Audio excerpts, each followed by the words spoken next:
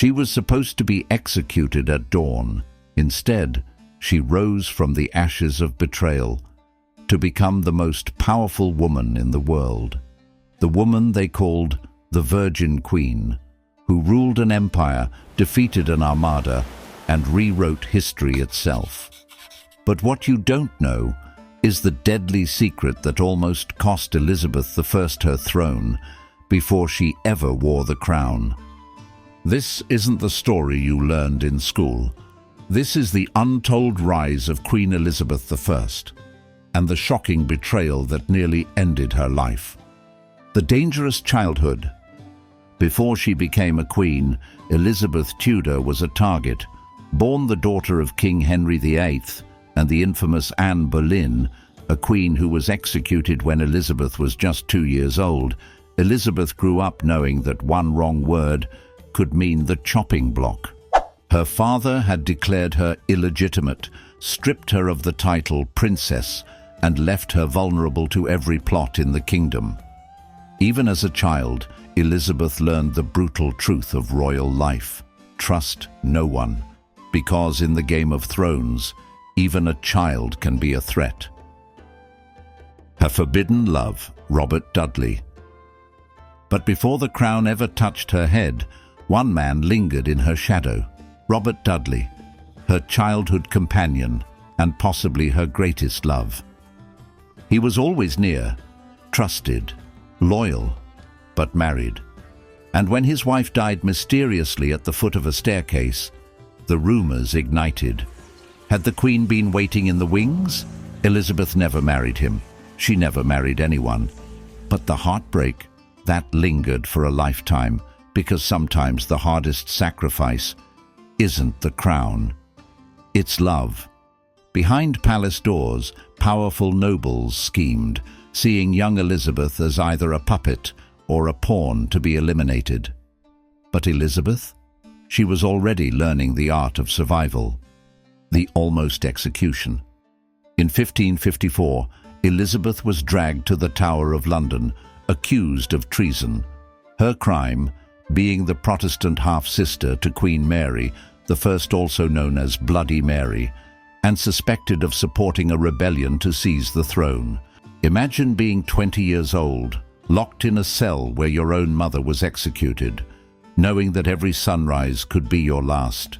No lawyers, no trial, just whispers of death and the sound of footsteps in the dark. But Elizabeth didn't break. Instead, she wrote a desperate letter to the Queen, 1,000 words, pleading her innocence, careful never to cry or appear weak. She even famously said, "A clear and innocent conscience fears nothing." And then, silence. Days passed, no word. And just when the headsman's axe seemed inevitable, a miracle. The execution was called off. Elizabeth had survived. But she had learned the deadliest lesson of all. Power doesn't come from birthright. It comes from endurance. The rise to power. 2 years later, Queen Mary was dead. And against all odds, Elizabeth was crowned Queen of England. The girl they tried to bury now wore the crown, but she didn't celebrate. She calculated. From the start, her rule was revolutionary. In a world where queens were expected to marry and obey, Elizabeth made one thing clear: she would answer to no man. She called herself married to England, and behind that poetic phrase was a steel will. She knew every suitor was a threat. Every husband would mean divided loyalty. So she turned marriage into strategy and used courtship as a political weapon. While others played games of thrones, Elizabeth played chess. And every piece she moved strengthened her power. She wasn't just ruling, she was redefining what it meant to rule. The greatest threat, the Spanish Armada. 1588, Spain, the world's most powerful empire, sent 130 warships to crush England. Their mission, destroy Elizabeth, end Protestant rule, and invade her island kingdom. The Spanish Armada had never been defeated. Elizabeth's advisors begged her to hide, to flee, to let her generals take charge. But the queen had other plans. Dressed in steel, she rode out to meet her soldiers, and with fire in her voice, she declared, "I have the body of a weak and feeble woman, but I have the heart and stomach of a king, and a king of England too." England didn't just survive, it triumphed. The Armada was scattered by storm and strategy. Elizabeth had stared down the greatest power on earth, and won. She wasn't just a queen, she was a legend. The price of power. Victory came at a cost. Behind the pageantry of Elizabeth's reign was a darker truth, one she never spoke aloud.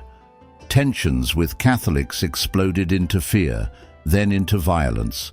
Hundreds were imprisoned, many executed, but none more infamous than her own cousin, Mary, Queen of Scots. Elizabeth signed the death warrant, and though she won the battle for her crown, she lost a piece of herself.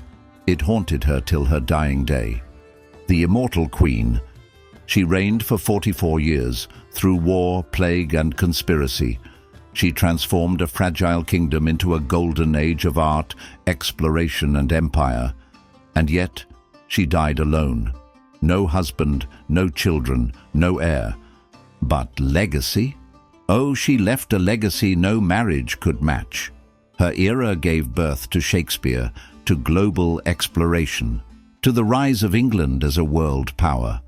The world remembered her not as a wife or mother, but as a monarch who reshaped history.